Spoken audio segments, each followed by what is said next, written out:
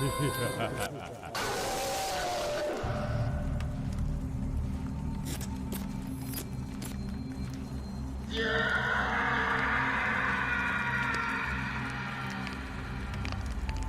اللہ الرحمن الرحیم اور السلام علیکم۔ تمام نیو ویڈیو اپڈیٹس کے لیے میرے چینل لائبریری بوائز کو سبسکرائب کر کے بیل نوٹیفیکیشن کو آن کر دیں تاکہ میری آنے والی تمام ویڈیوز کی اپڈیٹس آپ تک بر وقت پہنچ سکیں۔ ویڈیو شروع کرنے سے پہلے آپ سے التماس ہے کہ اس ویڈیو کو لائک کرنا، کمنٹ کرنا اور شیئر کرنا مت بھولیے گا۔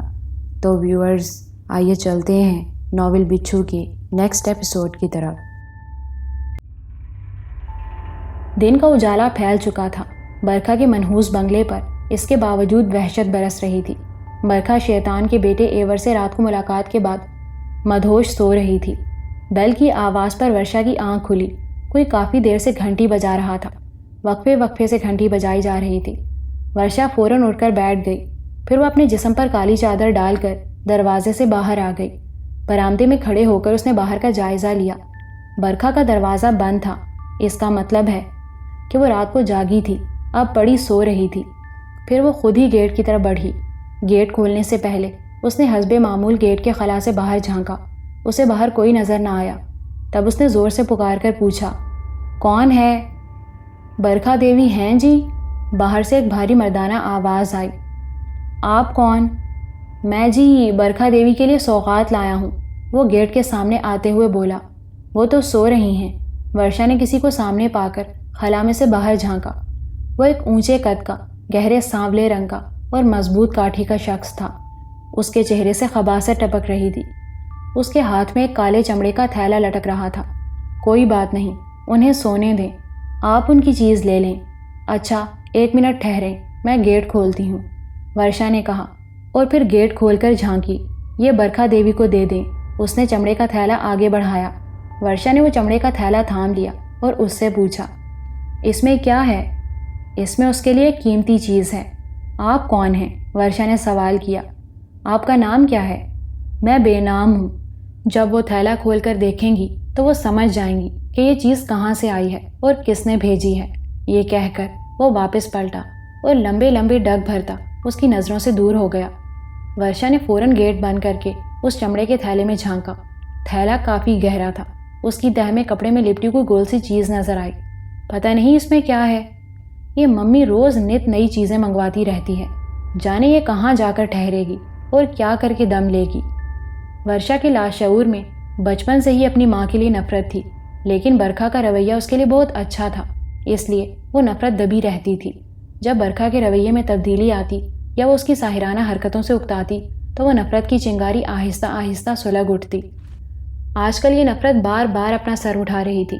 برکھا کے دروازے پر پہنچ کر اس نے آہستہ سے دستک دینا چاہی تو دروازہ تھوڑا سا اندر ہو گیا۔ دروازہ کھلا ہوا تھا۔ وہ کمرے میں داخل ہوئی۔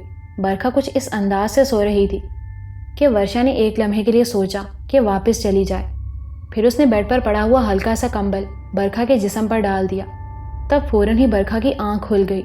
ورشا کو اپنے کمرے میں دیکھ کر وہ جلدی سے اٹھ کر بیٹھ گئی اور پھر بڑی بے نیازی سے اپنے گرد کمبل لپیٹ لیا۔ اسے دیکھ کر مسکرائی۔ یہ کیا ہے؟ اچانک برکھا کی نظر ورشا کے ہاتھ میں لٹکے چمڑے کے تھیلے پر پڑی۔ پتہ نہیں ممی، ورشا نے کہا، ایک شخص آپ کے لیے دے گیا ہے۔ برکھا نے جلدی سے اس سے وہ تھیلا لے لیا اور پھر اس نے تھیلے کے اندر جھانکا۔ بڑی احتیاط سے کپڑے میں لپٹی چیز تھیلے سے باہر نکال لی۔ اس میں کوئی گول سی چیز سفید کپڑے کی پٹیوں میں لپٹی ہوئی تھی۔ اس نے ڈھونڈ کر پٹی کا سرا نکالا اور اس چیز کو بیڈ پر ڈال کر پٹی کھولنے لگی۔ وہ ایک ہی پٹی تھی اور اتنی لمبی تھی کہ برکھا کے بیڈ پر ایک اونچا ڈھیر بن گیا۔ پھر اس میں سے جو چیز برآمد ہوئی اسے دیکھ کر خوشی کے مارے برکھا کی چینخ نکل گئی۔ زندہ باد مہاراج، کالی دیوہ کے بیٹے زندہ باد۔ ممی، یہ کیا ہے؟ یہ ایک بہت بڑے جادوگر کا سر ہے۔ ورشا، میں اب دیکھتی ہوں کہ میرا وار کیسے کارگر نہیں ہوتا۔ یہ کہتے کہتے اس کی آنکھوں میں شیطانی چمک آ گئی اور چہرے سے خباثت ٹپکنے لگی۔ ایک بدبو کا بھپکا اس کے جسم سے پھوٹا جو ورشا کے لیے ناقابل برداشت ہو گیا۔ ورشا پھر وہاں نہ ٹھہر سکی۔ ناصر مرزا شام کو اپنے دفتر سے آ کر تھوڑی دیر آرام کی خاطر لیٹ گیا تھا۔ ابھی اسے لیٹے زیادہ دیر نہ ہوئی تھی کہ اچانک اس کی نظر روشن دان پر پڑی۔ اور ایک بھیانک چیخ اس کے منہ سے نکلی۔ ناصر مرزا کی بیوی ساجدہ جو کچن میں چائے بنانے کی تیاریوں میں مصروف تھی، اپنے شوہر کی چیخ سنی تو اللہ رحم کہتی ہوئی کمرے کی طرف بھاگی۔ جب وہ کمرے میں پہنچی تو ناصر مرزا کا حال دیکھ کر سہم گئی۔ ناصر مرزا جو اچھے تن و توش اور پروقار شخصیت کا مالک تھا، اس وقت بیڈ کے کونے پر کسی چوہے کی طرح دبکا بیٹھا تھا اور وہ خوفزدہ آنکھوں سے روشن دان کی طرف دیکھ رہا تھا۔ ساجدہ نے فوراً روشن دان کی طرف دیکھا لیکن اسے وہاں کچھ نظر نہ آیا۔ کیا ہوا؟ ساجدہ ایک دم اپنے شوہر سے لپٹ کر بولی۔ وہ ناصر مرزا نے انتہائی خوفزدہ لہجے میں روشن دان کی طرف اشارہ کیا۔ ساجدہ نے پھر روشن دان کی طرف دیکھا لیکن اسے وہاں کچھ نظر نہ آیا۔ وہاں کیا ہے ناصر؟ وہ پریشان ہو کر بولی۔ وہ مجھے مار دے گا۔ ناصر مرزا کی آواز کانپ رہی تھی خوف کے مارے۔ اللہ! ناصر، آپ کو کیا ہو گیا ہے؟ آپ اتنے بہادر انسان اتنے ڈرپوک کیسے ہو گئے؟ ناصر، وہاں کچھ نہیں ہے، میں ہوں آپ کے پاس، آپ ڈرے نہیں۔ ساجدہ نے اس کا ہاتھ پکڑ لیا۔ ساجدہ، مجھے کمبل اڑا دو، وہ مجھے گھور رہا ہے، وہ مجھے مار دے گا۔ ساجدہ نے بغیر کچھ کہے ناصر مرزا کے اوپر کمبل ڈال دیا، اسے چاروں طرف سے اچھی طرح سے ڈھک دیا۔ تب ناصر مرزا جو بیڈ کے ایک کونے پر ڈرا سہما بیٹھا تھا، آہستہ آہستہ بیڈ پر نیم دراز ہوتا گیا۔ پھر اس پر غشی طاری ہو گئی اور وہ لمبے لمبے سانس لینے لگا۔ ساجدہ گھبرائی ہوئی کمرے سے نکلی۔ وہ سیدھی ناصر مرزا کی امی کے ہاں پہنچی۔ وہ ابھی عصر کی نماز سے فارغ ہوئی تھیں۔ وہ ایک بزرگ خاتون تھیں، نمازی، پرہیزگار۔ انہوں نے جب ناصر مرزا کا حال سنا تو فوراً ماتھا ٹھنکا۔ وہ فوراً چوکی سے اٹھیں اور چپل پاؤں میں ڈال کر ساجدہ کے ساتھ ہو لیں۔ کمرے میں آ کر ناصر کی امی نے کمبل اتار کر ناصر مرزا کا چہرہ دیکھا۔ وہ بے ہوشی کے عالم میں پڑا لمبے لمبے سانس لے رہا تھا۔ امی نے پیشانی پر ہاتھ رکھ کر آہستہ سے پکارا، ناصر، بیٹے ناصر۔ ناصر نے کوئی جواب نہ دیا، اس کی پیشانی تپ رہی تھی۔ ساجدہ، اسے تو تیز بخار ہے۔ امی نے اس کی پیشانی پر ہاتھ پھیرتے ہوئے کہا۔ امی، کیا کروں؟ ڈاکٹر کو بلواؤں؟ ذاکر ہے گھر میں؟ جی امی۔ پھر اس کو کہہ دو۔ اتنے میں گھر میں موجود ہر فرد کو ناصر مرزا کے بارے میں پتہ چل گیا۔ سب آنن فانن اس کے کمرے میں اکٹھا ہو گئے۔ ان میں ناصر مرزا کا چھوٹا بھائی ذاکر مرزا بھی تھا۔ امی نے اسے فوراً ڈاکٹر کو لانے کے لیے دوڑایا۔ پڑوس میں ڈاکٹر کا کلینک تھا۔ ناصر مرزا کی طبیعت کی خرابی کا سن کر وہ فوراً اپنا بیگ اٹھا کر ذاکر کے ساتھ چلا آیا۔ اس نے ناصر مرزا کا اچھی طرح معائنہ کیا۔ ناصر مرزا کو 105 درجے کا بخار تھا۔ اس پر غشی بدستور طاری تھی۔ ڈاکٹر نے ایک انجیکشن لگایا اور ٹھنڈے پانی کی پٹیاں رکھنے کی ہدایت کی اور نسخہ لکھ کر اور تسلی دے کر چلا گیا۔ اس کے جانے کے بعد ساجدہ نے اس کی پیشانی پر ٹھنڈے پانی کی پٹیاں رکھنی شروع کیں۔ انجیکشن اور ٹھنڈے پانی کی پٹیوں نے اپنا اثر دکھایا۔ اس کا بخار کم ہوا۔ غشی کی کیفیت میں افاقہ ہوا۔ اس نے کچھ دیر کے بعد آنکھیں کھول دیں۔ اس نے پورے گھر کو اپنے بیڈ کے گرد موجود پایا۔ اس نے مسکرا کر سب کو دیکھا اور یہ ظاہر کرنا چاہا کہ وہ بالکل ٹھیک ہے۔ ناصر بیٹے، کیسے ہو؟ اس کی امی نے اسے محبت بھری نظروں سے دیکھتے ہوئے پوچھا۔ ٹھیک ہوں امی، فکر کرنے کی کوئی بات نہیں، ناصر مرزا نے اٹھتے ہوئے کہا۔ وہ بیڈ سے ٹیک لگا کر بیٹھ گیا۔ ساجدہ نے اسے فوراً دوا کھلائی۔ ناصر مرزا نے دوا کھانے کے بعد کہا، ساجدہ، ذرا میرا چاقو مجھے دے دو، میرے بیگ میں ہوگا۔ اچھا، ابھی لائی۔ ساجدہ یہ کہہ کر کمرے سے نکل گئی۔ یہ سب کیا ہے؟ امی نے ناصر مرزا سے پوچھا۔ تم کس چیز سے ڈر گئے تھے؟ کسی چیز سے نہیں، ناصر مرزا نے ہنستے ہوئے کہا۔ امی، ساجدہ نے پتہ نہیں آپ کو کیا کہہ دیا ہے۔ میں نے جو دیکھا اور سنا وہ امی سے کہا، اور کچھ نہیں۔ یہ لیجیے اپنا چاقو۔ ساجدہ نے کمرے میں آ کر چاقو اس کی طرف بڑھایا۔ ناصر مرزا نے خاموشی سے چاقو اپنے ہاتھ میں لے کر اسے اپنے تکیے کے نیچے رکھ لیا اور ساجدہ سے مخاطب ہو کر بولا، ساجدہ، ایک کام کرو، ذرا ساحل عمر کو فون کر دو، اس سے کہنا کہ رات کو عذرا کو لے کر ادھر آ جائے، کھانا یہیں کھا لے، اس کے علاوہ اس کو کچھ اور نہ بتانا۔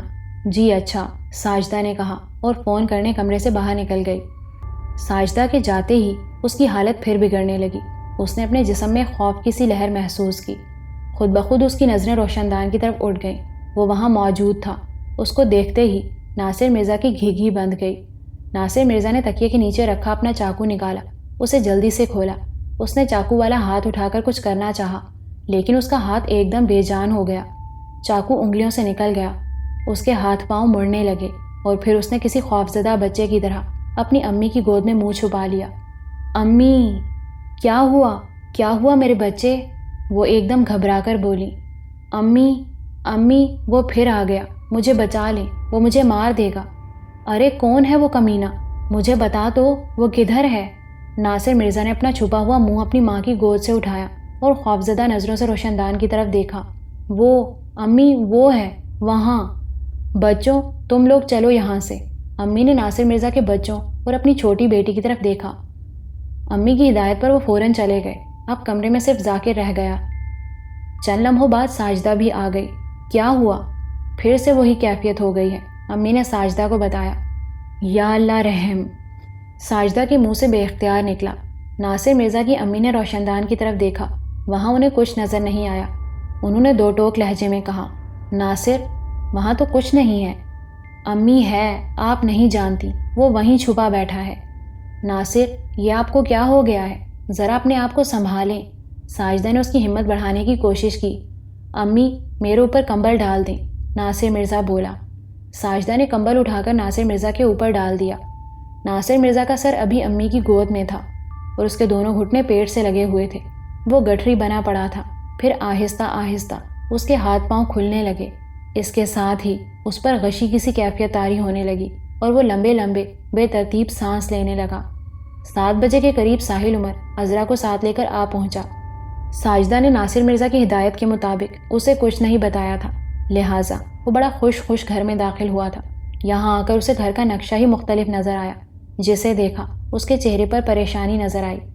جب وہ ناصر مرزا کے بیڈ روم میں داخل ہوا تو ناصر مرزا کی حالت دیکھ کر ایک لمحے کو کانپ گیا۔ 2-2.5 گھنٹوں میں اس کے چہرے کی رنگت بدل چکی تھی۔ وہ عجب انداز میں آنکھیں بند کیے لمبے لمبے سانس لے رہا تھا۔ ساجدہ اور امی نے ناصر مرزا کے بارے میں پوری کیفیت بتائی۔ سارا حال سن کر ساحل عمر نے گہرا اور ٹھنڈا سانس لیا، پھر بولا، اوہ، یہ تو بہت برا ہوا، اس کا جادو چل گیا۔ اب کیا ہوگا؟ امی گھبرا کر بولی۔ کسی عامل کو بلاؤ، اس جادو کا توڑ کرو۔ ساحل عمر نے ہاتھ پر بندھی گھڑی پر نظر کی۔ 7:15 بج رہے تھے۔ اسے فوراً حافظ موسیٰ کا خیال آیا۔ اس نے سوچا کہ وہ ان کے پاس جائے۔ پتہ نہیں وہ رات کو ملنا پسند کریں گے یا نہیں، کیونکہ مرزا جب بھی ان کے پاس گیا دن کی روشنی میں گیا تھا۔ اس نے سوچا کہ صبح تک انتظار کرنا پڑے گا۔ وہ چاہتا تھا کہ ناصر مرزا کو کچھ ہوش آ جائے تو اس سے بھی اس مسئلے پر بات کرے۔ اس کی پیشانی گرم ہو چکی تھی۔ ساجدہ نے اس کی پیشانی پر ٹھنڈے پانی کی پٹیاں رکھنا شروع کر دی تھیں۔ پٹیاں رکھتے رکھتے اچانک ساجدہ کی آنکھوں میں آنسو آ گئے۔ وہ اپنے شوہر کی اس حالت پر بے اختیار رو پڑی۔ عذرا نے فوراً ساجدہ کا ہاتھ پکڑا اور اسے کمرے سے باہر لے گئی۔ پٹیاں رکھنے کا کام خود ساحل عمر نے سنبھال لیا۔ امی اسے پٹیاں بھگو کر دیتی جا رہی تھیں۔ تھوڑی دیر کے بعد ناصر مرزا نے اچانک آنکھیں کھول دیں۔ کیسے ہو ناصر؟ ساحل عمر نے بہت محبت سے پوچھا۔ معاملہ بہت گڑبڑ ہے، تم صبح ہی حافظ موسیٰ کے پاس جاؤ، اس نے بلا تمہید ہدایت کی۔ وہ تو میں چلا جاؤں گا، لیکن تم یہ بتاؤ کہ تمہیں روشن دان پر کیا دکھائی دیتا ہے؟ ساحل عمر نے پوچھا۔ کچھ نہیں، ناصر مرزا نے اسے وحشت بھری نظروں سے دیکھا، جیسے وہ کچھ بتاتے ہوئے ڈرتا ہو۔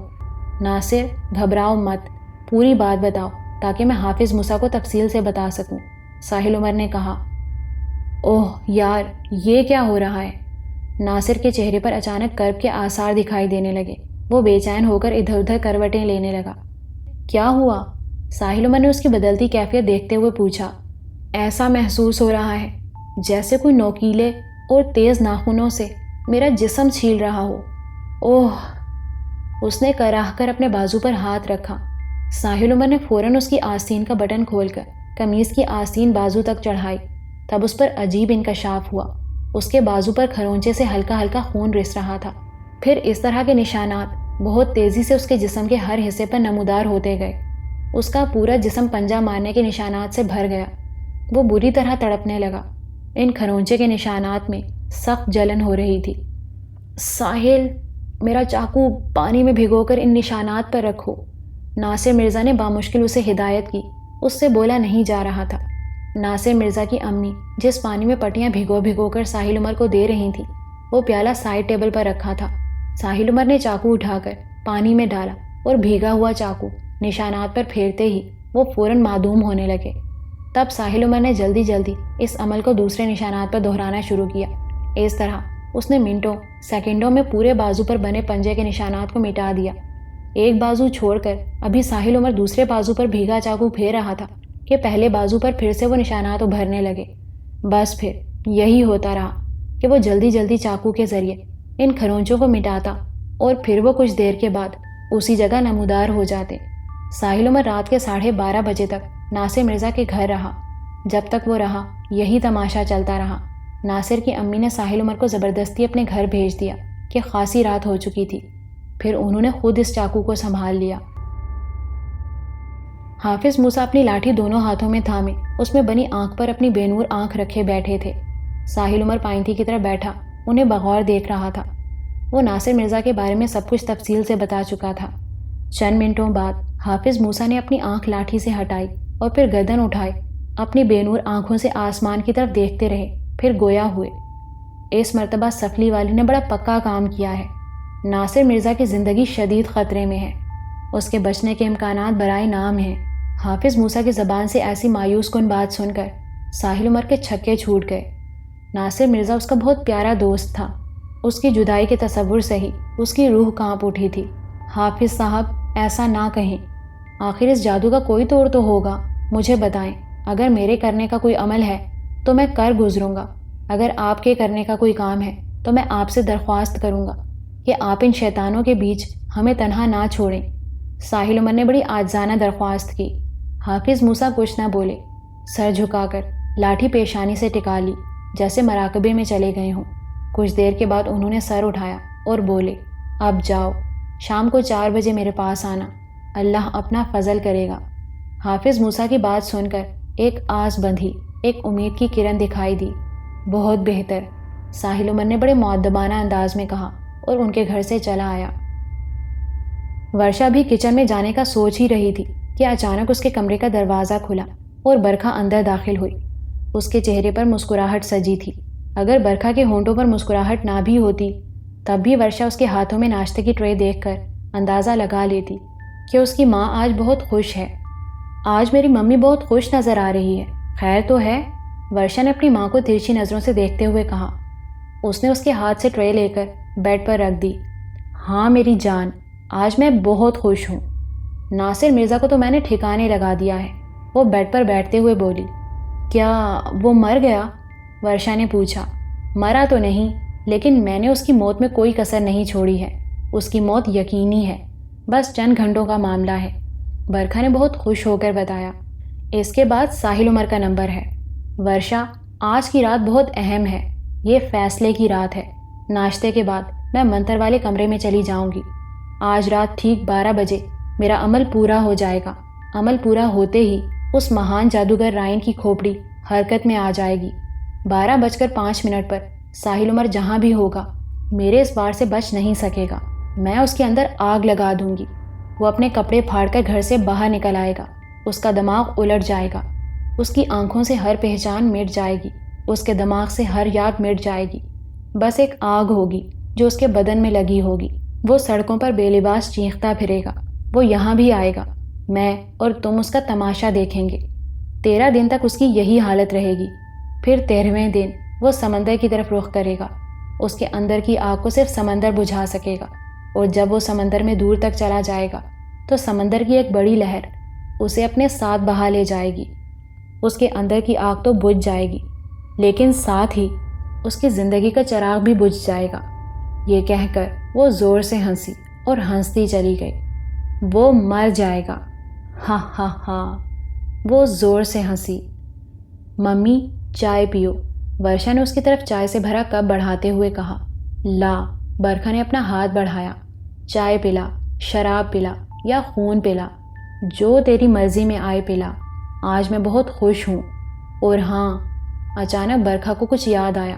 ورشا نے اسے سوالیہ نظروں سے دیکھا۔ جی ممی، ذرا میرا خیال رکھنا، دروازہ کھلا ہوگا، ادھر کا چکر لگاتی رہنا، شاید مجھے تمہاری ضرورت پڑ جائے، برکھا نے ہدایت کی۔ اچھا ممی، ٹھیک ہے، ورشا نے فرما برداری سے کہا۔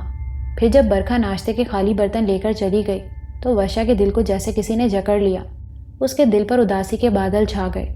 اس نے اپنے کمرے کا دروازہ بند کیا اور بیڈ پر لیٹنے کے لیے واپس پلٹی تو اس نے بیڈ پر اپنے نانا کالی داس کو بیٹھے دیکھا۔ وہ بڑی محبت سے اسے دیکھ رہا تھا۔ کالی داس متعدد بار اس کے سامنے ظاہر ہو چکا تھا، اس سے باتیں کر چکا تھا، اسے بہت کچھ سمجھا چکا تھا۔ نانا، یہ کیا ہو رہا ہے؟ وہ پریشان ہو کر بولی۔ اس نے جیسا کہا ہے ویسا ہی ہوگا، یہ عمل بہت خطرناک ہے، اس کا کوئی توڑ نہیں۔ کالی داس نے اسے مزید مایوس کر دیا۔ نانا، وہ ساحل عمر کو مار دے گی۔ تو مار دے، تجھے کیا پریشانی ہے؟ نانا، آپ نہیں جانتے، میں ساحل عمر سے محبت کرتی ہوں، میں اسے نہیں مرنے دوں گی، چاہے کچھ ہو جائے۔ ورشا کی آنکھوں سے آنسو بہہ نکلے۔ اوہ، بالآخر تو بھی برکھا ہی نکلی۔ کالی داس نے اسے غصیلی نگاہوں سے دیکھا۔ ہاں نانا، آپ مجھے برکھا ہی سمجھ لیں، ورشا نے بڑے اعتماد سے کہا۔ اس نے کالی داس کے غصے کی پرواہ نہ کی۔ برکھا بہت کچھ جانتی تھی، اس نے مجھے اپنا سارا فن سکھا دیا ہے۔ ورشا نے گردن اکڑا کر کہا۔ تو نہیں جانتی، وہ شیر کی خالہ ہے، اس نے ایک داؤ بچا کر رکھا ہے۔ کالی داس نے اسے ورغلایا۔ نانا، پھر تم کس مرض کی دوا ہو؟ مجھے وہ آخری داؤ بتا دو، ورشا نے خوشامدی لہجے میں کہا۔ بتا دوں گا، پریشان مت ہو، تجھے بہت کچھ سکھا دوں گا۔ آخر میں تیرے پاس آیا کس لیے ہوں؟ میری روح انتقام کی آگ میں جل رہی ہے، یہی وہ موقع ہے جب میں اس خود غرض کمینی اولاد سے بدلہ لے سکتا ہوں۔ چل میری بچی، شروع ہو جا۔ ٹک دھم دھم، دھم دھم ٹک، واہ کالی، دیواہ کالی واہ۔ ورشا اس وقت شلوار قمیض میں تھی، دوپٹہ گلے میں پڑا ہوا تھا۔ اس نے دوپٹہ گلے سے کھینچا اور کمر کے گرد باندھ کر شروع ہو گئی۔ ٹک دھم دھم، دھم دھم ٹک، واہ کالی، دیواہ کالی واہ۔ شام 4 بجے جب وہ حافظ موسیٰ کے گھر پہنچا تو وہ اس کے منتظر تھے۔ اس کی آہٹ سنتے ہی بولے، اب کیا حال ہے ناصر مرزا کا؟ اسے کسی کروٹ چین نہیں، جسم پر جگہ جگہ ناخونوں کے نشان بن رہے ہیں، البتہ اب وہ روشن دان کی طرف دیکھ کر ڈرتا نہیں۔ ساحل عمر نے اس کی کیفیت بیان کی۔ میں اس طرح کے مسائل میں آج تک نہیں الجھا، میں ایک گوشہ نشین انسان ہوں، مجھے اس طرح کی فضولیات سے کیا سروکار؟ بہرحال میں نے تمہیں 4 بجے آنے کو کہہ دیا تھا اور تم ٹھیک وقت پر پہنچ بھی گئے ہو، تو میری بات اچھی طرح سمجھ لو، غور سے سن لو۔ تم ناصر مرزا کے گھر جا کر اس کا بستر اچھی طرح جھڑوانا۔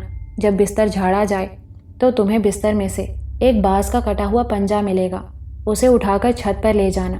یہ کہہ کر انہوں نے توقف کیا اور اپنا رخ بائیں جانب موڑا۔ ساحل عمر نے دیکھا کہ پلنگ پر سوکھے پتوں کا ایک ڈھیر ہے، پھر انہوں نے اس ڈھیر کی طرف اشارہ کر کے کہا، یہ سوکھے پتے اپنی جیبوں میں بھر لو، جب تم چھت پر پہنچ جاؤ تو ان پتوں کو چھت کے ایک کونے میں اکٹھا کر دینا، اوپر اپنے ساتھ ماچس لے کر جانا اور اکیلے جانا، اور نیچے سب لوگوں کو منع کر کے آنا کہ جب تک تم اوپر ہو کوئی اوپر آنے کی کوشش نہ کرے۔ جی ٹھیک ہے، ساحل عمر نے جواب دیا۔ اس سفلی والی نے بڑا خطرناک عمل کیا ہے، مجھے بہت محنت کرنا پڑی، بہرحال اس پر اللہ کا فضل ہو گیا ہے۔ جب تم اوپر پہنچو تو تمہیں پانی کی ٹینکی دکھائی دے گی، اس پر چڑھ جانا، پھر وہاں تمہیں فساد کی جڑ دکھائی دے گی، اسے وہاں سے اٹھا کر نیچے لے آنا۔ اب میری بات بہت توجہ سے سنو، ذرا سی غلطی تمہیں مشکل میں پھنسا سکتی ہے۔ یہ کہہ کر وہ کچھ دیر کے لیے خاموش ہو گئے، پھر انہوں نے لاٹھی میں بنی آنکھ سے اپنی بے نور آنکھ لگا لی اور اسے سمجھانا شروع کیا۔ ساحل عمر گاڑی بہت تیزی سے بھگا رہا تھا، اسے ناصر مرزا کے گھر پہنچنے کی جلدی تھی۔ حافظ موسیٰ نے اسے جو کچھ بتایا، جو کچھ سمجھایا اور جو کچھ پڑھنے کو کہا تھا وہ بار بار اسے دہرا رہا تھا۔ وہ حافظ موسیٰ کا بہت مشکور تھا کہ انہوں نے بڑے آڑے وقت میں اس کی مدد کی تھی۔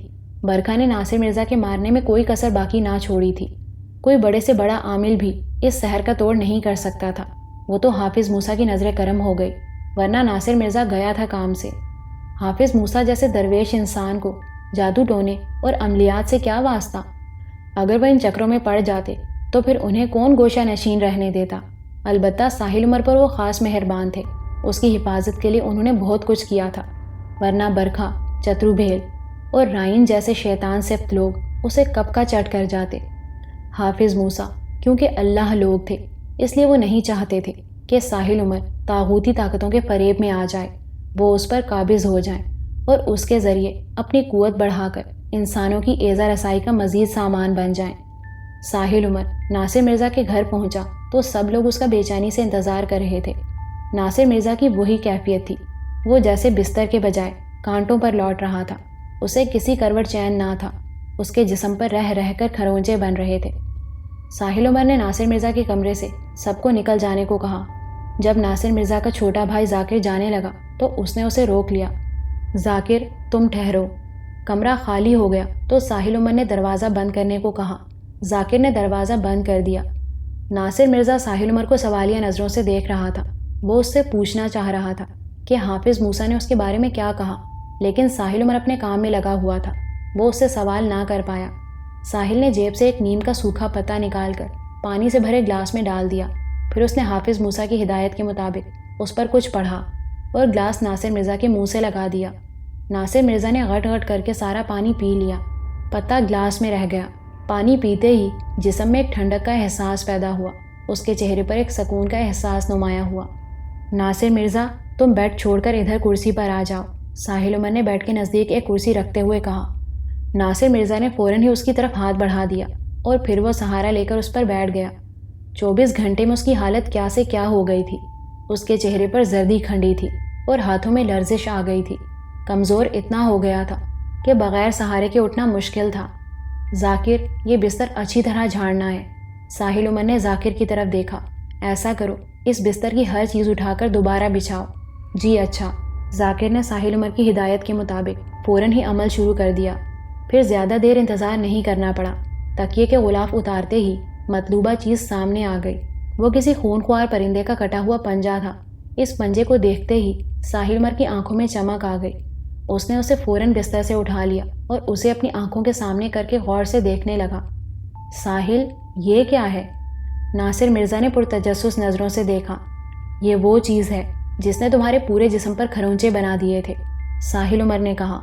میں اب چھت پر جا رہا ہوں، مجھے ایک ماچس دے دو۔ اور دیکھو ذاکر، میں جب تک چھت پر رہوں اوپر کوئی نہ آئے۔ ناصر مرزا تم بھی نہیں۔ اوپر کیا ہے؟ ناصر مرزا نے پوچھا۔ اوپر فساد کی جڑ ہے، اسے نیست و نابود کر آؤں پھر آ کر پوری تفصیل بتاؤں گا، ساحل عمر نے کہا۔ پھر اس نے اس پنجے کو کوٹ کی جیب میں ڈالا اور ماچس ہاتھ میں لے کر زینہ چڑھنے لگا۔ زینہ چڑھتے ہوئے یکلخت اس کے دل کی دھڑکن تیز ہوئی۔ ایک خوف کی سی لہر اس کے پورے جسم سے گزر گئی۔ وہ ایک کھلی ہوئی چھت تھی۔ پانی کی ٹینکی کے علاوہ چھت پر کچھ اور نہیں بنا تھا۔ یہ چھت 5 فٹ بلند 4 دیواری سے گھری ہوئی تھی۔ پانی کی ٹینکی تھوڑی سی اونچائی پر بنی تھی، لیکن اتنی اونچی نہ تھی کہ اس پر چڑھا نہ جا سکے۔ ٹینکی پر چڑھنے سے پہلے اس نے اپنے کوٹ اور پینٹ کی جیبوں میں ٹھونسے ہوئے سوکھے پتے نکال کر ایک کونے میں جمع کیے۔ ان پتوں کے ڈھیر پر باز کا پنجہ رکھا اور پھر وہ ٹینکی پر چڑھ گیا۔ سامنے ہی فساد کی جڑ موجود تھی۔ وہ ایک مردانہ مومی مجسمہ تھا، 7-8 انچ لمبا رہا ہوگا۔ اس نے حافظ موسیٰ کی ہدایت پر عمل کرتے ہوئے اس پر 3 بار پڑھ کر کچھ پھونکا اور پھر اس مجسمے کو نیچے اتار لایا۔ اس مجسمے کو ہاتھ میں لیتے ہی اس کے دل کی دھڑکن ایک مرتبہ پھر تیز ہو گئی۔ اس نے اس مومی مجسمے کو غور سے دیکھا۔ اس مجسمے کے سر اور بائیں جانب سینے میں 2 سوئیاں گھسی ہوئی تھیں۔ ساحل عمر نے کچھ پڑھتے ہوئے ان سوئیوں کو اس مومی مجسمے سے نکالا۔ سوئیاں نکالتے ہی ایک دلخراش نسوانی چینخ گونجی۔ اسے ایسا محسوس ہوا جیسے کوئی بہت نزدیک ہی چینخا ہو۔ ساحل عمر نے گھبرا کر چاروں طرف دیکھا، لیکن آس پاس کچھ نہ تھا۔ پھر ساحل عمر اس مومی مجسمے کو لے کر اس کونے کی طرف بڑھا جہاں سوکھے پتے ڈھیر تھے۔ اس نے ان سوکھے پتوں میں سے کچھ پتے الگ کر لیے اور اس مومی مجسمے کے ساتھ رکھ دیے۔ پھر اس نے ماچس سے 3 تیلیاں نکالیں، ان پر کچھ پڑھ کر پھونکا اور ایک تیلی سلگا کر پتوں میں آگ لگا دی۔ اس کے بعد اس نے باقی تیلیاں بھی جلا کر مختلف زاویوں سے پتوں میں رکھ دیں۔ آگ بہت تیزی سے بھڑک اٹھی۔ آگ بھڑکتے ہی پھر نسوانی چینخ کی آواز آئی اور وہ مومی مجسمہ پتوں پر اٹھ کر کھڑا ہو گیا۔ یہ منظر دیکھ کر ساحل عمر ایک دم پیچھے ہٹا۔ اسے شبہ ہوا کہ کہیں وہ مومی مجسمہ اس پر اچھل کر نہ آ گرے، لیکن ایسا نہیں ہوا۔ وہ مجسمہ اٹھتے ہی ایک دم پگھل گیا۔ اب ساحل عمر نے جو سوکھے پتے ایک طرف بچا رکھے تھے ان میں سے 2 پتے اٹھا کر جلتی آگ پر ڈالنے شروع کیے۔ پتا پھینکنے سے پہلے کچھ پڑھتا، پھر اسے آگ میں جھونک کر مزید کچھ پڑھتا۔ اس مومی مجسمے سے شدید بدبو آ رہی تھی۔ بدبو اتنی شدید تھی کہ ساحل عمر کو اپنی جیب سے رومال نکال کر ناک پر باندھنا پڑا۔ بہرحال اس نے اس مومی مجسمے اور اس باز کے پنجے کو اچھی طرح جلا دیا۔ پھر وہ نیچے جا کر ایک پلاسٹک کا لوٹا لایا۔ لوٹا لاتے ہوئے ذاکر سے کہہ آیا کہ گھر کے پیچھے کسی کیاری میں اتنا بڑا گڑھا کھودے کہ اس میں پلاسٹک کا لوٹا سما جائے۔ چھت پر آ کر اس نے بڑی احتیاط سے اس میں جلی راکھ بھری، اس لوٹے کے منہ پر کالا کپڑا باندھا اور ذاکر کے کھودے ہوئے گڑھے میں اسے رکھ کر پڑھ کر مٹھیوں سے مٹی ڈالنا شروع کی، یہاں تک کہ وہ گڑھا پر ہو گیا۔ ساحل عمر نے کھرپی کے ذریعے زمین ہموار کر کے اس پر پڑا ہوا پانی چھڑک دیا اور اللہ کا شکر ادا کیا۔ ہر کام حافظ موسیٰ کی عین ہدایت کے مطابق ہو گیا تھا۔ جب وہ اس مومی مجسمے کا کریا کرم کر کے ناصر مرزا کے کمرے میں پہنچا تو وہاں پورا گھر اکٹھا تھا۔ ناصر مرزا کے بڑے بھائی بھی آ چکے تھے، جن کی بیٹی کو برکھا نے بے دردی سے قتل کر دیا تھا۔ سب اس کی آمد کے منتظر تھے۔ ساحل عمر بڑے اطمینان سے چلتا ہوا اندر آیا۔ اس نے ناصر مرزا کے چہرے کو بغور دیکھا اور مسکرا کر پوچھا، کیسے ہو؟ بالکل ٹھیک، اس نے بیڈ سے اٹھتے ہوئے کہا۔ لیٹے رہو، ساحل عمر نے کہا۔ پھر پوچھا، اب جسم پر ناخنوں کے نشان تو نہیں بن رہے؟ نہیں، ناصر مرزا نے خوش ہو کر کہا۔ نہ صرف نشان نہیں بن رہے بلکہ وہ نشان بھی غائب ہو گئے۔ ساحل عمر کچھ بتاؤ تو، اوپر کیا تھا؟ اس بار ناصر مرزا کی امی مخاطب ہوئیں۔ بس امی، جو بھی تھا اسے بھول جائیں، میں اسے دفن کر آیا ہوں۔ بس یوں سمجھ لیں امی کہ آپ کے بیٹے کو دوسری زندگی ملی ہے، ورنہ اس سور کی بچی نے تو مارنے کی کوئی کسر نہ چھوڑی تھی۔ ساحل عمر نے غصے میں کہا، وہ کم بخت مرتی بھی تو نہیں، آخر اسے کون مارے گا؟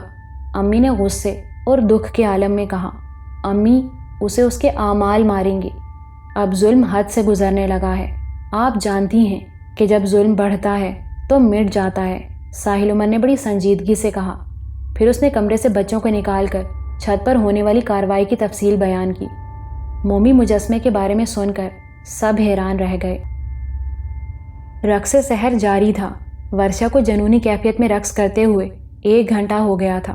وہ رقص کے ساتھ ایک خاص انداز میں پیر مارتی اور منہ سے کوئی عجیب سا لفظ نکالتی تھی۔ یہی وہ لفظ تھا جو کالی داس نے اسے بتایا تھا۔ یہ لفظ سحر کی کنجی تھا جس کے ذریعے وحشت کا تالا کھلتا تھا۔ رقص کرتے کرتے اس کی ہاتھ کی انگلی کالی ہونے لگی اور دیکھتے ہی دیکھتے یہ سیاہی پورے جسم پر پھیل گئی۔ گوری چٹی ورشا ایک دم کالی بھجنگ ہو گئی تھی، آنکھوں میں آگ بھر گئی تھی، صورت انتہائی مکروہ ہو گئی تھی، 1 فٹ لمبی زبان باہر نکل آئی تھی۔ پھر کمرے کے ہر کونے سے بچھوؤں نے برآمد ہونا شروع کیا اور چند لمحوں میں اتنے بچھو کمرے میں بھر گئے کہ کمرے کے فرش پر تل دھرنے کی جگہ نہ رہی۔ ورشا اب بھی محو رقص تھی۔ رقص وحشت جاری تھا جو جنون کی حدوں کو چھو رہا تھا۔ بچھو اس کے پیروں میں آ رہے تھے لیکن دب کوئی نہیں رہا تھا، مر کوئی نہیں رہا تھا۔ چند لمحوں بعد ایک مکروہ آواز گونجی، اب بس کر۔ اس حکم کو سنتے ہی ورشا ایک دم پتھر کی ہو گئی۔ کچھ دیر وہ اسی طرح ساکت کھڑی رہی۔ اتنی دیر میں سارے بچھو کہیں غائب ہو گئے۔ کالی داس نے اسے جو سکھایا تھا وہ اس پر حرف بہ حرف عمل کر رہی تھی۔ رقص بند کرنے کا حکم ہو چکا تھا، بچھو غائب ہو چکے تھے۔ اب وقت تھا خون سے پیالہ بھرنے کا۔ وہ فوراً آئینے کے سامنے جا کر کھڑی ہوئی۔ اس نے اپنی قمیض کے پیچھے سے زپ کھولی۔ پیٹھ پر بنا بچھو نمایاں ہو گیا۔ اس کی کالی جلد پر اب وہ سفید نظر آ رہا تھا۔ ڈریسنگ ٹیبل پر رکھی ہوئی سرنج اٹھا کر اس کی سوئی بچھو کے منہ پر رکھی گئی تو اس نے جلدی جلدی سرنج بھر بھر کر خون پیالے میں جمع کرنا شروع کیا، یہاں تک کہ پیالہ خون سے لبالب بھر گیا۔ اس نے اپنی قمیض کی زپ بند کی اور اس خون سے بھرے پیالے کو اپنے سامنے رکھ کر بیٹھ گئی۔ پھر اس نے جان لیوا آخری منتر پڑھنا شروع کیا۔ وہ جیسے جیسے منتر پڑھتی جاتی تھی ویسے ویسے اس کی رنگت تبدیل ہوتی جاتی تھی۔ پھر ایک وقت ایسا آیا کہ وہ اپنی اصل حالت میں آ گئی۔ اپنی اصل حالت میں لوٹتے ہی اس پر سرشاری سی چھا گئی۔ وہ کھل اٹھی۔ اس کی خوشی کی کوئی انتہا نہ رہی۔ اس کے نانا نے جو بتایا تھا، جو سکھایا تھا، اس پر عمل کر کے اس نے اپنی منزل پا لی تھی۔ اس نے زمین سے خون سے بھرا پیالہ اٹھایا اور آئینے کے سامنے خود کو دیکھا اور بڑے فاتحانہ انداز میں مسکرائی۔ پھر وہ اپنے کمرے کا دروازہ کھول کر باہر نکل آئی۔ وہ احتیاط سے چلتی ہوئی اس کمرے کے دروازے پر پہنچی جہاں برکھا عمل میں مصروف تھی۔ ورشا نے خون سے بھرا پیالہ برآمدے میں ایک طرف رکھ دیا اور پھر بہت آہستگی سے دروازے کی طرف بڑھی۔ دروازہ کھلا ہوا تھا۔ برکھا کی دروازے کی طرف پیٹھ تھی۔ وہ کمرے کے درمیان میں آسن جمائے بیٹھی تھی۔ اس کے سامنے دائرے میں 7 دیے جل رہے تھے اور ان دیوں کے درمیان رائن کی کھوپڑی رکھی تھی۔ برکھا بہت زور زور سے کوئی منتر پڑھ رہی تھی۔ اسے اپنا ہوش نہ تھا۔ ورشا چاہتی تو خاموشی سے اس کے سر پر پہنچ سکتی تھی، لیکن کالی داس نے اسے سمجھایا تھا کہ وہ منتر والے کمرے میں جانے کی کوشش نہ کرے، ورنہ پچھتاوے کے سوا کچھ ہاتھ نہ آئے گا۔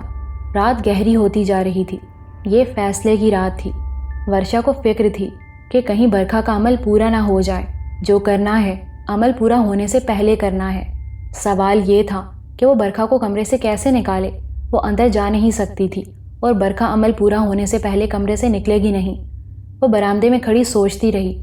اندھیری رات تھی، پورے بنگلے پر خوفناک دہشت چھائی ہوئی تھی۔ کتوں کے رونے کی آواز نے ماحول کو اور بھیانک بنا دیا تھا۔ اس نے ایک عزم، ایک حوصلے کے ساتھ خون سے بھرا پیالہ اٹھایا اور دروازے کے ساتھ دیوار کی اوٹ میں چھپ کر اس نے بڑی خوفزدہ آواز میں کہا، ممی ممی، وہ اندھا آ گیا۔ برکھا نے منتر پڑھتے پڑھتے گردن گھمائی اور ہاتھ نچایا، جس کا مطلب تھا کہ کون اندھا؟ ممی، وہ حافظ موسیٰ ہمارے بنگلے میں آ گیا ہے، اس کے ساتھ ساحل عمر اور ناصر مرزا بھی ہیں، وہ گھبرا کر بولی۔ ہیں؟ وہ گھبرا کر اٹھی۔ حافظ موسیٰ، ساحل عمر اور ناصر مرزا کے نام سن کر اس کے چھکے چھوٹ گئے تھے۔ یہ کیسے ہو گیا؟ سب سے زیادہ گھبراہٹ تو حافظ موسیٰ کا نام سن کر ہوئی تھی۔ وہ کیسے آ گیا؟ وہ وحشت زدہ ہو کر کمرے سے باہر نکلی۔ بس اتنی مہلت ورشا کے لیے کافی تھی۔ اس سے پہلے کہ وہ پلٹ کر ورشا کی طرف دیکھتی، ورشا نے بجلی کسی سرعت سے خون سے بھرا پیالہ اس کے سر پر الٹ دیا اور خود بہت تیزی سے پیچھے ہٹ گئی۔ اوہ کمینی، تو نے یہ کیا کیا؟ وہ غصے سے چیخی، لیکن اس سے زیادہ وہ کچھ اور کہنے کے قابل نہ رہی۔ وہ خون میں نہا گئی تھی۔ سر پر، دائیں بائیں، آگے پیچھے، ہر طرف خون ہی خون تھا۔ اس خون نے کسی خطرناک تیزاب کی طرح کام دکھایا۔ خون پڑتے ہی اس کی دونوں آنکھیں ضائع ہو گئیں۔ جہاں جہاں خون پڑا وہاں کی کھال اترنا شروع ہو گئی۔ وہ اپنے پاؤں پر کھڑی نہ رہ سکی، نڈھال ہو کر زمین پر گر پڑی۔ وہ آدھی دروازے میں تھی اور آدھی دروازے کے باہر تھی۔ ورشا نے اس کے گرتے ہی خوشی سے کہا لگایا، جاؤ ممی جاؤ، تم نے اپنے باپ کو مارا، پھر اپنے شوہر کو مارا، اور اب میرے ساحل کو مارنے چلی تھیں۔ ممی، وہ میری محبت ہے، میرا عشق ہے، میں اسے کیسے مرنے دیتی؟ پھر اچانک جانے کیسے جاپ والے کمرے میں آگ بھڑک اٹھی۔ شعلے لپکتے ہوئے برکھا کی طرف بڑھے۔ وہ تو ویسے ہی چل بسی تھی، جو رہا سہا تھا وہ شعلوں کی لپیٹ میں آ گیا۔ اس منتر والے کمرے کے ساتھ اور کئی کمرے آگ کی لپیٹ میں آ گئے۔ اس آگ کو دیکھ کر ورشا کے کہے گونجتے رہے۔ وہ جیسے پاگل ہو گئی تھی۔ جانے یہ کیسی آگ تھی کہ فائر بریگیڈ والے بھی اسے نہ بجھا سکے۔ وہ جتنا پانی ڈالتے اتنے شعلے مزید اونچے ہو جاتے۔ جب انہوں نے تھک کر پانی ڈالنا بند کر دیا تو بالآخر یہ آگ خود ہی بجھ گئی، لیکن آدھا بنگلہ جل کر خاک ہو چکا تھا۔ پہلے اس بنگلے پر کیا کم وحشت برستی تھی کہ اس ادھ جلے بنگلے نے اس وحشت کو دوبالا کر دیا۔ اب یہ بنگلہ بھوتوں کا، بدروحوں کا مسکن لگتا تھا۔ لوگ اس بنگلے کی طرف نظر اٹھا کر دیکھتے ہوئے بھی ڈرتے تھے، لیکن ورشا اب بھی اسی بنگلے میں رہتی تھی۔ وہ اس بنگلے میں گھومتی ہوئی کسی بھٹکتی ہوئی روح کی طرح دکھائی دیتی تھی۔ وہ واقعی بھٹک گئی تھی۔ اب اس کی زندگی میں کچھ سکون آیا تھا، جینے کا مزہ آنے لگا تھا، ورنہ ساحل عمر کی زندگی میں پے در پہ پریشانیوں کے سوا کچھ نہ تھا۔ بچپن سے لے کر آج تک اس کی زندگی میں حادثات ہی حادثات تھے۔ برکھا کی موت کے بعد اس کی زندگی میں استحکام آیا، سکون میسر آیا تو اماں نے رخت سفر باندھ لیا۔ اماں کی موت ساحل عمر کے لیے کسی سانحے سے کم نہ تھی۔ انہیں شاید اپنی موت کا احساس ہو گیا تھا۔ جانے سے پہلے انہوں نے اپنی الماری خالی کر دی تھی، اپنے بیشتر کپڑے مرجینہ کے حوالے کر دیے تھے۔ جو نقد رقم ان کے پاس جمع تھی وہ انہوں نے عذرا کے حوالے کر دی تھی۔ کئی دن سے ان کے خواب میں والدین نظر آ رہے تھے، کبھی اماں دکھائی دیتی تو کبھی والد نظر آتے۔ وہ دونوں کو خوش دیکھتی۔ انہیں اپنی والدہ گھر کی صفائی کرتی نظر آتی تو والد گھر میں سودا سلف لاتے ہوئے دکھائی دیتے۔ ان دونوں کو دیکھ کر یہ احساس ہوتا وہ کسی مہمان کے منتظر ہوں، جیسے ان کے گھر کوئی مہمان آ رہا ہو۔ اماں کو جب سے ان کے والدین خواب میں دکھائی دیے تھے تب سے ان کی یاد شدت اختیار کر گئی تھی۔ وہ عذرا سے اپنے بچپن اور جوانی کی باتیں کرنے بیٹھ جاتی۔ پھر انتقال سے چند گھنٹے قبل اماں نے آواز دے کر ساحل عمر کو اپنے کمرے میں بلایا۔ وہ اپنے بیڈ پر بیٹھی تھیں۔ ایک لمحے کو تو وہ انہیں دیکھ کر پریشان ہوا۔ اس نے گھبرا کر پوچھا، اماں آپ کی طبیعت تو ٹھیک ہے؟ ہاں میں بالکل ٹھیک ہوں۔ اماں نے مسکرانے کی کوشش کرتے ہوئے اسے اپنے پاس بیٹھنے کا اشارہ کیا۔ اماں مجھے تو گڑبڑ دکھائی دے رہی ہے، وہ ان کے قریب بیٹھا ہوا بولا۔ اماں نے پہلے اس کے سر پر ہاتھ پھیرا، پھر اس کا چہرہ دونوں ہاتھوں میں لے کر اسے تکتی رہیں، پھر اس کی پیشانی چوم لی۔ ساحل عمر نے ان کی آنکھوں میں آنسو بھرے دیکھے۔ وہ ان کی بدلتی کیفیت کو خصوصی طور پر نوٹ کر رہا تھا۔ اماں کیا ہوا؟ ساحل عمر عجب کشمکش میں تھا۔ اس نے اماں کی ایسی حالت کبھی نہ دیکھی تھی۔ آپ کو کسی نے کچھ کہا ہے؟ عذرا نے گستاخی کی ہے؟ یا مرجینہ آپ کے منہ کو آئی ہے؟ یا پھر مجھ سے نادانستگی میں کوئی قصور ہوا ہے؟ ارے بھیا کیسی باتیں کرتے ہو؟ میں تو فرشتوں کے درمیان رہ رہی ہوں۔ میں نے اس وقت تمہیں کچھ باتیں کرنے کے لیے بلایا ہے۔ بیٹا بات یہ ہے کہ میرے پاس اب وقت کم ہے۔ نہیں ساحل اب تم بیچ میں بولنا مت، میری بات سن لو۔ میں چند گھڑی کی مہمان ہوں۔ میں جو کچھ محسوس کر رہی ہوں وہ بتا نہیں سکتی، جو بتا سکتی ہوں وہ کہہ دیتی ہوں۔ بیٹا تمہاری امی ایک فرشتہ عورت تھی۔ اس نے ایک ایسی انجان عورت کو سہارا دیا تھا جو سڑک پر بیٹھی رو رہی تھی۔ بیٹا جب میں اپنے شوہر کے گھر سے نکلی تھی تو عہد کیا تھا کہ اب اس گھر میں واپس نہیں آؤں گی۔ ساحل پھر میں نے زندگی بھر پلٹ کر نہیں دیکھا کہ میرا شوہر کس حال میں ہے۔ جب تمہاری امی نے مجھے سہارا دیا تو اس وقت میں نے اپنے دل میں ایک اور عہد کیا کہ اس گھر سے اب مر کر نکلوں گی۔ اللہ کا شکر ہے کہ میرا یہ عہد بھی پورا ہوا۔ تمہاری امی نے مجھے بہت عزت دی۔ میں تمہاری شکر گزار ہوں کہ تم نے مجھے اپنی امی سے بھی بڑھ کر احترام دیا۔ تم نے مجھے کبھی اس گھر کی ملازمہ نہیں سمجھا، تم نے مجھے اپنی ماں جیسا سمجھا۔ میں نے اس گھر میں ایک مطمئن زندگی گزاری ہے، لیکن بیٹا میں انسان ہوں۔ مجھ سے کبھی کوئی کوتاہی ہو گئی ہو، کوئی غلطی ہو گئی ہو تو میرے بیٹے مجھے معاف کر دینا۔ بس بیٹا مجھے اس سے زیادہ کچھ نہیں کہنا۔ اللہ تمہیں سدا خوش رکھے۔ ارے اماں یہ آپ کیا فضول باتیں لے بیٹھیں؟ مرنے جینے کی باتیں کر کے مجھے ڈرائیں نہیں۔ اماں آپ چلی جائیں گی تو میرے بچوں کو کون کھلائے گا؟ وہ کس کو دادی کہیں گے؟ ساحل عمر ان کا ہاتھ تھام کر بولا۔ اس کی بات سن کر اماں کے چہرے پر ایک ہلکی سی مسکراہٹ آئی، پھر اچانک ان کے چہرے کا رنگ بدلا اور وہ بے اختیار سسک سسک کر رو پڑیں۔ ساحل عمر نے بڑی مشکل سے انہیں چپ کرایا۔ ساحل عمر سے بات کرنے کے بعد انہوں نے پورے گھر کا ایک چکر لگایا، کچھ دیر عذرا سے ادھر ادھر کی باتیں کی، اسے ہمیشہ ساحل عمر کا خیال رکھنے کی تلقین کی، پھر مرجینہ سے گپ شپ لگائی اور پھر سو گئیں۔ عصر کے وقت اٹھیں، نماز پڑھنے کھڑی ہوئیں، سجدے میں گئیں تو پھر سر اوپر نہ اٹھ سکا۔ یہ سجدہ ان کی زندگی کا آخری سجدہ ثابت ہوا۔ اماں کی موت ساحل عمر کے لیے کسی سانحے سے کم نہ تھی۔ اس نے انہیں بچپن سے دیکھا تھا، وہ ان کا عادی ہو گیا تھا۔ ان کی یاد اس کے دل سے نکلنا آسان نہ تھی۔ ابھی اماں کا غم اس کے دل سے پوری طرح نکلا نہ تھا کہ اس کی زندگی میں ایک اور سانحہ رونما ہوا، اور یہ سانحہ بڑا جان لیوا تھا۔ عذرا جب سے ساحل عمر کے ساتھ آئی تھی بے انتہا خوش تھی، بس بیچ میں برکھا نے کچھ حالات خراب کر دیے تھے تو وہ اداس رہنے لگی تھی، لیکن جب سے برکھا جہنم رسید ہوئی تھی عذرا کے دل کی کلی پھر سے کھل اٹھی تھی۔ وہ روز ہی شام کو کہیں گھومنے نکل جاتے تھے، کبھی سمندر پر، کبھی کسی ریسٹورنٹ میں، کبھی فلم دیکھنے تو کبھی کسی کے گھر۔ اس دن وہ سمندر کے کنارے ہاتھ میں ہاتھ ڈالے ٹہل رہے تھے۔ عذرا کے چہرے سے خوشی پھوٹی پڑتی تھی، وہ بار بار ہنس رہی تھی، کہے لگا رہی تھی، اور ساحل عمر اسے چونک چونک کر دیکھ رہا تھا۔ اس کے اندر کہیں بہت دور ایک خوف کی سی لہر اٹھ رہی تھی۔ عذرا خیر تو ہے؟ آج تم کچھ ضرورت سے زیادہ خوش نہیں؟ بالآخر اس نے اپنا اندیشہ ظاہر کر دیا۔ ہاں ساحل آج میں واقعی بہت خوش ہوں، ضرورت سے زیادہ خوش ہوں۔ میں بار بار سوچتی ہوں اور سوچ سوچ کر خوش ہو جاتی ہوں۔ آخر اس خوشی کی کوئی وجہ تو ہوگی؟ ساحل عمر نے پوچھا۔ تم ہو وجہ ساحل، تم، میرے خواب تم۔ میں کتنی خوش قسمت ہوں کہ میں نے جس کے خواب دیکھے اسے پا لیا۔ ساحل ایسا کہاں ہوتا ہے بھلا؟ اپنا آئیڈیل آج تک کون پا سکا ہے بھلا؟ میں کس قدر خوش نصیب ہوں کہ تمہیں دیکھا اور تمہیں پا لیا۔ بس اس وجہ سے خوش ہو؟ یہ خوشی تو اب پرانی ہو گئی۔ ہاں ساحل میں بس اس وجہ سے خوش ہوں۔ میرے لیے یہ خوشی کبھی پرانی نہیں ہوگی۔ وقت گزرنے کے ساتھ ساتھ اس کی اہمیت بڑھتی جائے گی۔ تم کیا جانو ساحل، میں نے تمہیں کتنی مشکلوں سے پایا ہے، وہ اپنا سر اس کے کندھے پر رکھتے ہوئے بولی۔ عذرا، جانے کیا بات ہے کہ میں تمہیں جب بھی بہت زیادہ خوش دیکھتا ہوں تو میرے اندر کہیں دور خوف کی سی لہر اٹھنے لگتی ہے۔ میں ڈر جاتا ہوں، شاید اس لیے کہ مجھے خوشی کبھی راس نہیں آتی۔ تمہیں یاد ہوگا مرنے سے 2-3 دن پہلے اماں کتنی خوش تھیں۔ انہیں خوش دیکھ کر میرا دل بھی بہت خوش تھا۔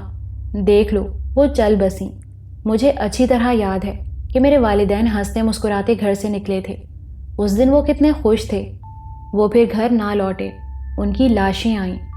عذرا، اسی لیے میں اب خوشی سے ڈرنے لگا ہوں۔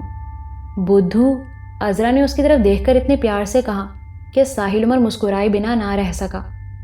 وہ بدھو تھا یا عقل مند، اس بات کا اسے اندازہ نہ ہو سکا، لیکن آنے والے وقت نے عذرا کے ساتھ عجب کھیل کھیلا۔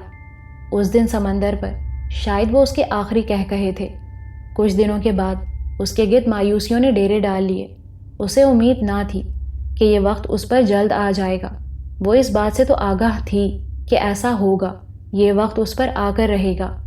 جب وہ اپنی بستی سے رخصت ہوئی تھی تو اس کے باپ سمار ملوک نے اسے صاف صاف سمجھا دیا تھا، اسے بتا دیا تھا کہ ایک لمحہ وہ آئے گا جب وقت پتھر ہونے لگے گا، اور جب وقت پتھر ہونے لگے تو اسے کیا کرنا ہوگا یہ بھی سمجھا دیا تھا۔ لیکن اس نے اپنے دل میں کچھ اور ہی ٹھان لی تھی۔ جب وقت نے آنکھیں دکھانا شروع کیں تو ایک دن اچانک اس کی نظر اپنے ہاتھوں کے ناخنوں پر پڑی۔ اس کی انگلیوں کے تمام ناخن سفید پڑ چکے تھے۔ اپنے سفید ناخن دیکھ کر ایک دم اس کا دل کانپ اٹھا۔ وقت معلوم ہو چکا تھا۔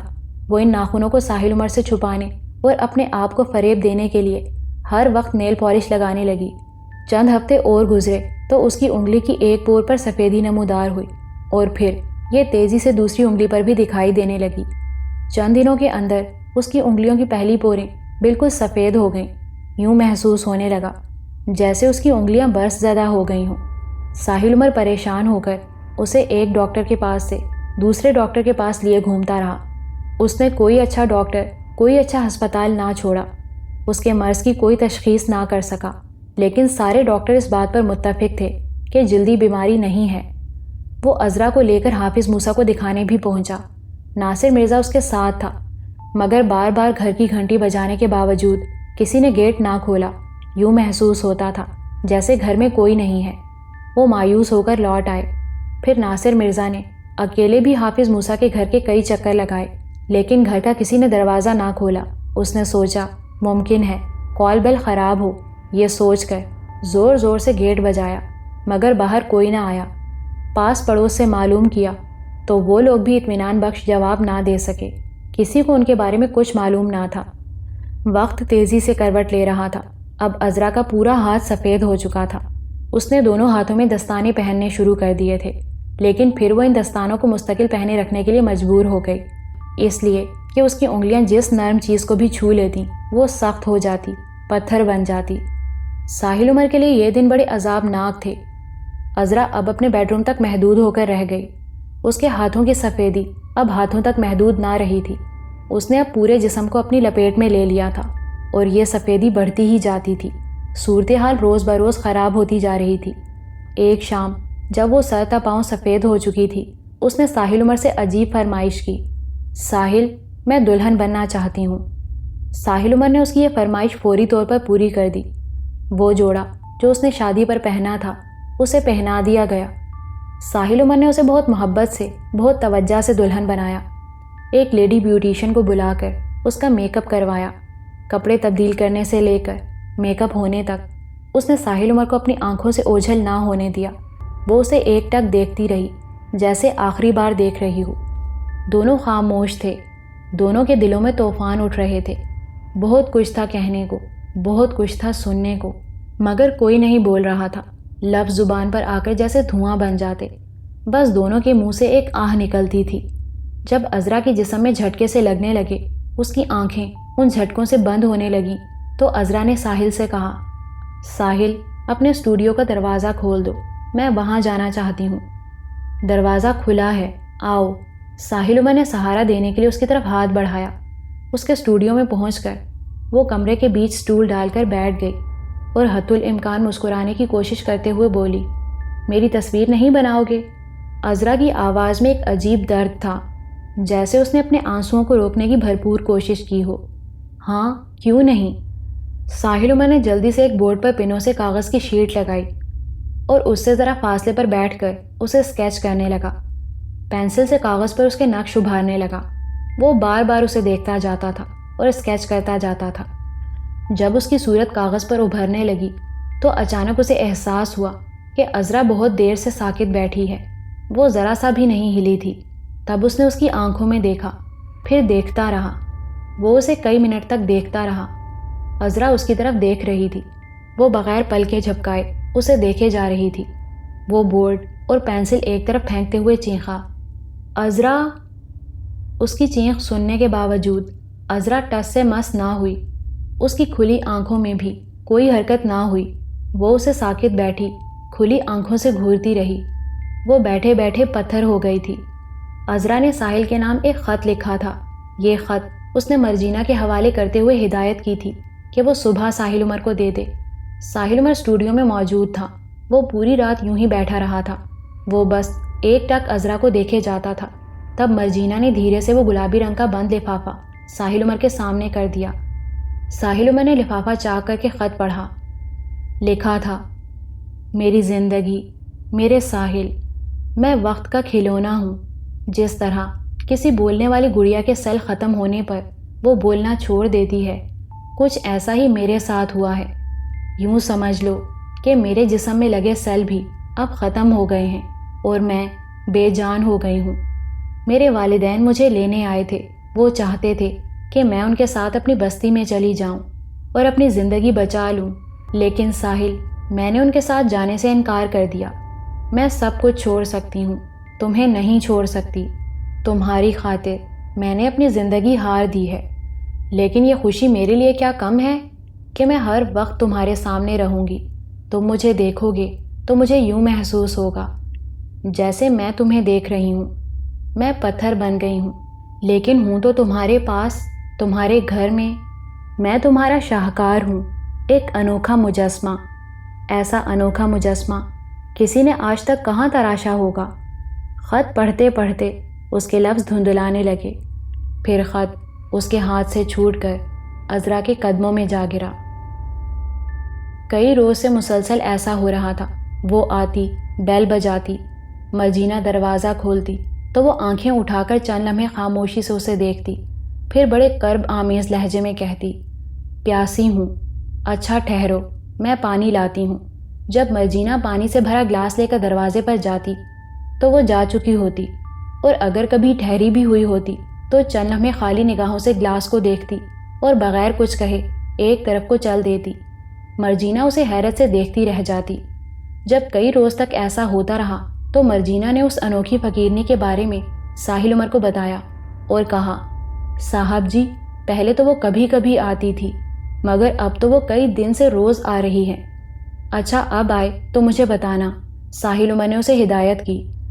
پھر اگلے دن گھنٹی بجی۔ مرجینا دوڑی ہوئی دروازے پر گئی۔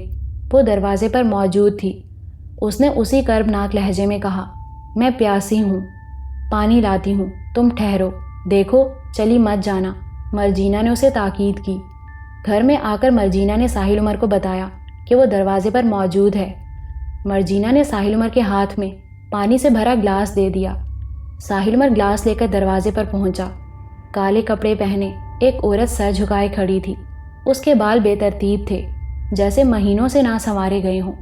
کالا لباس سفید ہو رہا تھا، جیسے ایک لمبے عرصے سے نہ دھویا گیا ہو۔ اچانک اس نے اپنا چہرہ اٹھایا۔ اس کے چہرے پر وحشت برس رہی تھی۔ ساحل عمر نے اسے غور سے دیکھا تو اندر ہی اندر لرز اٹھا۔ یہ وہ چہرہ تھا جسے کوئی ایک بار دیکھ لیتا تھا تو پھر پلکیں جھپکانا بھول جاتا تھا، اور اب اسے ایک نظر دیکھنا مشکل تھا۔ وہ ورشا تھی۔ میرے رانجھن، اس کے کانوں میں ایک آواز گونجی۔ ساحل عمر کو دیکھتے ہی وہ چیل کی طرح جھپٹی۔ اس کے دونوں ہاتھ پکڑ کر گلاس کو ذرا سا ٹیڑھا کر کے اسے اپنے ہونٹوں سے لگا لیا۔ اس نے بڑی بے قراری سے پانی پیا، پھر اس کی آنکھوں میں چمک آ گئی۔ اس کی آنکھوں کے دیے ایک دم جگمگا اٹھے۔ وہ اسے ٹکٹکی باندھے دیکھتی رہی۔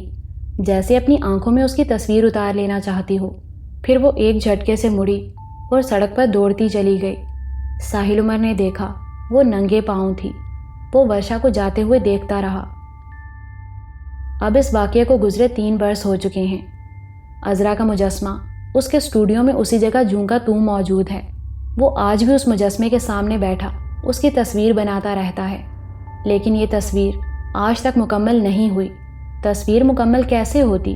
وہ ادھوری تصویر بورڈ سے اتار کر ایک طرف جو ڈال دیتا تھا اور نیا کاغذ لگا کر پھر نئے سرے سے تصویر بنانے لگتا تھا۔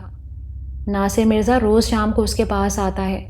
مسعود آفاقی بھی آتا رہتا ہے، لیکن اپنی مصروفیت کی وجہ سے روز نہیں آ پاتا۔ وہ دونوں اسے اسٹوڈیو سے نکال لاتے ہیں اور زبردستی باہر لے جاتے ہیں۔ مرجینہ اس گھر میں بدستور موجود ہے۔ اس کا باپ کئی بار اسے لینے آ چکا ہے۔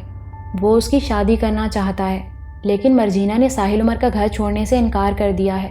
وہ کہتی ہے کہ اگر میں بھی اس گھر سے چلی گئی تو صاحب جی جو پہلے ہی مرے ہوئے ہیں اکیلے کتنے دن زندہ رہیں گے؟